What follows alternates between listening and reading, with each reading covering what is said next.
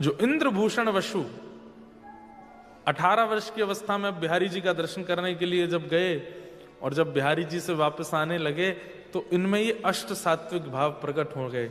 अष्ट सात्विक भाव मतलब स्तब्ध हो गए जड़वत, यहां से अश्रुपात होने लगे, शरीर कंपायमान होने लगा, प्रश्वेत के बिंदु गिरने लगे। इनके पिताजी कहने लगे, लाला क्या हुआ क्या हुआ? बस हरि हरि हरि हे हरि हे हरि हे हरि, श्री वृंदावन श्री वृंदावन श्री वृंदावन, प्राण वृंदावन जीवन वृंदावन, बस ऐसा करके रोने लगे।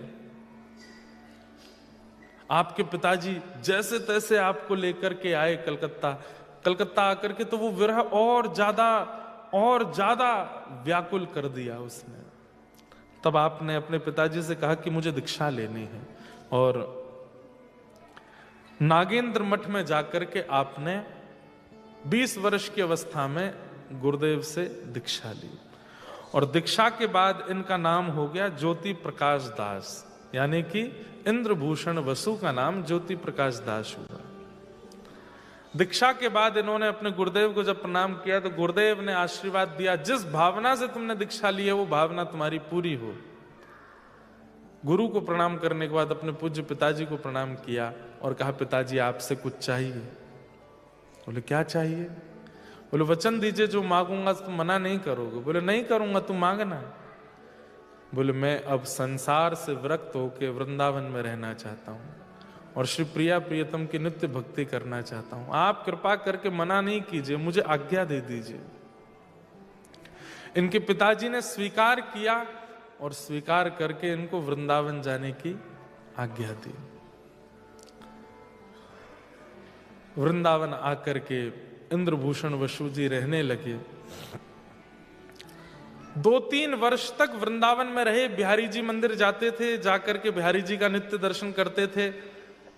चलते फिरते लोग जो बता देते थे वो भाव धारण करते थे, लेकिन ठाकुर जी का अनुभव इनको नहीं हुआ। एक दिन इनके मन में आया, मैं वृंदावन में हूं, यहां तो ठाकुर जी रास करते हैं, ठाकुर जी के घर जाना चाहिए। घर कहां है? बोले गांव। बोले गांव कौन सा? बोले नंदगांव। नंदगांव चलो। तो नंदगांव गए। नंदगांव में जाकर के वहां रहने लगे।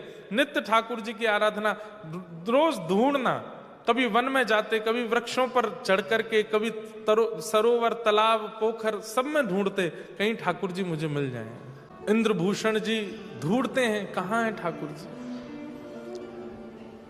गाय चढ़ती हुई जाती हैं तो पीछे पीछे दौड़ते हैं, ग्वारियाओं को पकड़ लेते हैं। बोले आप बता दीजिए ना श्याम सुंदर कहां? बोले हमें क्या पता कहां है।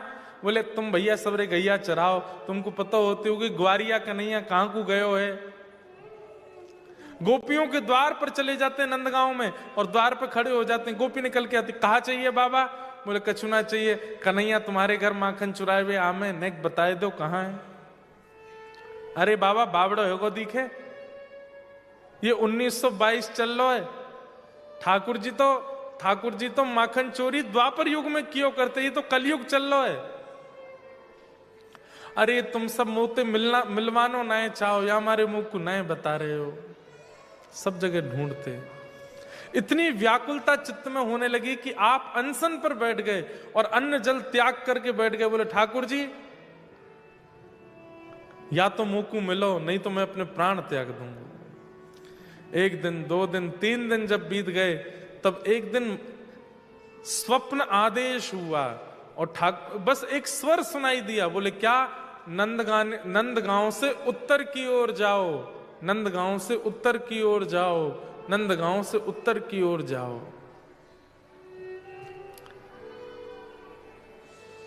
तब इंद्रभूषण जी ने देखा नंदगांव से उत्तर की ओर क्या है, और जैसे नंदगांव से उत्तर की ओर देखा तो उत्तर में ही श्री बरसाना धाम है। तब इंद्रभूषण जी के मन में आया, अरे यहां व्रज में आए मुझे 3-4 वर्ष हो गए और मैंने वो पद्धति का पालन नहीं किया जो होनी चाहिए थी। अरे आते ही पहले श्री जी की शरणागति लेनी चाहिए थी, आते ही सीधे बिहारी जी चलो गए हो, वृंदावन वास कियो, नंदगांव आए गए हो। अरे मैंने किशोरी जी के चरण तो पकड़े ही नहीं। दंडवती करते हुए बरसाना गए और प्रत्येक सीढ़ी को प्रणाम करते हुए श्री जी के भवन में ऊपर दर्शन करने के लिए गए। किशोरी जी के सामने बैठ करके खूब बोले, हे प्रियाजू मुझको क्षमा करो,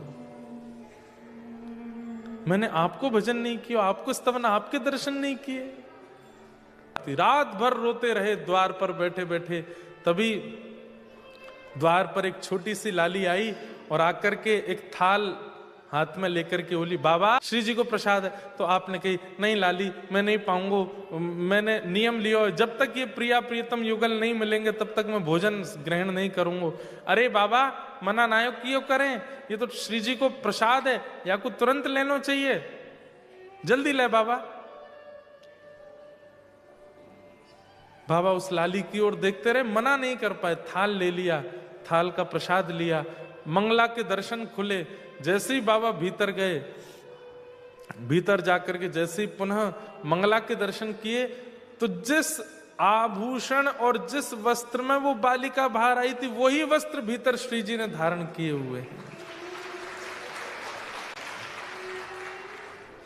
आप तो बस बेचैन हो रहे थे, ये किससे कहूं, किसको बताऊं, ऐसे ही तो वस्त्र थे लाली के बाहर जो आई थी। और इस बात पर मोहर तब लगी जब भीतर से पुजारी जी आए, तो उन्होंने की, अरे बाबा ये थाल तेरे पास कैसे आयो? तो बाबा बोले, थाल, ये थाल तो बाहर मुझे कोई बालिका दे करके गई।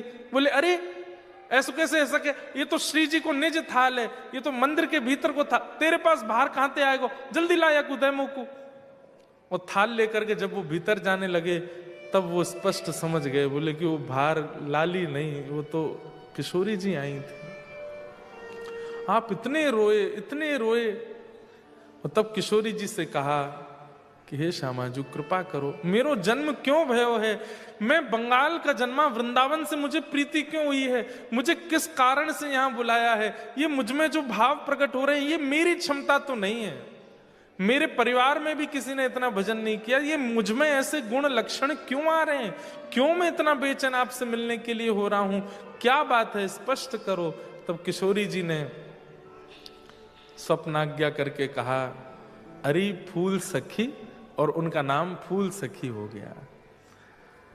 तू हमारी फूल सखी है और तेरो काम फूलन सो श्रृंगार करके निकुंज बिहारी लाल को प्रसन्न करनो है।